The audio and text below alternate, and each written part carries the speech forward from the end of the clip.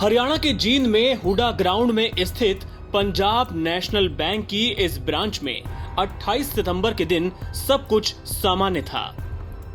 लगभग 12:45 बजे का वक्त था। कुछ लोग काउंटर पर खड़े होकर पैसों का लेन देन कर रहे थे, तो वहीं कुछ लोग चेयर पर बैठे अपनी बारी का इंतजार। इन्हीं लोगों के बीच चुपचाप बैठा था ये लड़का, उम्र 10 से 11 साल, चेहरे पर मास्क और सिर पर टोपी, पहचानना लगभग नामुमकिन। बगल में बैठे इस शख्स के साथ ये लड़का कुछ बातें कर रहा था। इसके कुछ देर बाद ये लड़का कैशियर के कैबिन के अंदर दाखिल हुआ और महज 20 सेकंड में हाथ में ये थैला लिए बाहर आया और बैंक से तुरंत बाहर निकल गया। जानते हैं इस थैले में क्या था? इसमें 2000 रुपयों के 5 बंडल थे, यानी 20 लाख रुपए। जी हां, 10 से 11 साल का यह लड़का महज 20 सेकंड में 20 लाख रुपए बैंक से चोरी करके रफू चक्कर हो गया।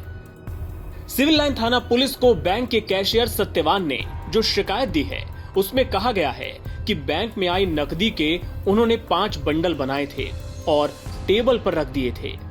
इस बीच उन्हें कोई काम याद आया तो वो बंडल को टेबल पर ही छोड़कर दूसरे कैबिन में चले गए। जब लौटे तो देखा कि 20 लाख रुपए के वो 5 बंडल गायब हैं। कैशियर ने टेबल के नीचे, आसपास और अलमारियों में कैश तलाशना शुरू किया। सारे बैंक कर्मियों से पूछा गया और जब कोई जवाब नहीं मिला तो आनन फानन में सीसीटीवी फुटेज चेक किए गए और तब जाकर इस चोरी की वारदात का पता चला।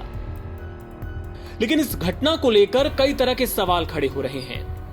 अगर आप बैंक जाते रहे हैं तो आपने ये जरूर नोटिस किया होगा कि कोई भी कैशियर चाहे कुछ सेकंड्स के लिए भी बाहर जाए, वो अपने केबिन को लॉक करके जरूर जाता है।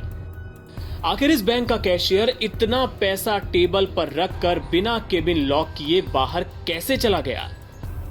ये वाकई लापरवाही थी या किसी तरह की मिलीभगत? इसकी जांच होनी चाहिए। दूसरा सवाल सीसीटीवी फुटेज में नजर आ रहे इस शख्स को लेकर है।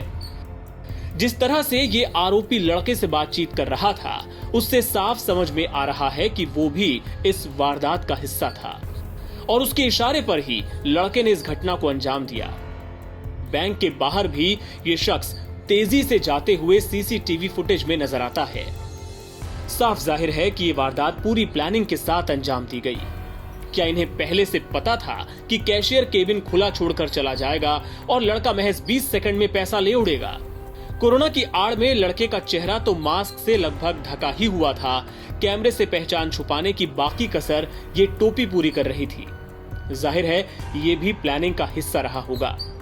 ऐसे में वीडियो होने के बावजूद पुलिस के लिए आरोपियों की पहचान कर उन तक पहुंचना आसान नहीं होगा। एनबीटी ऑनलाइन की रिपोर्ट।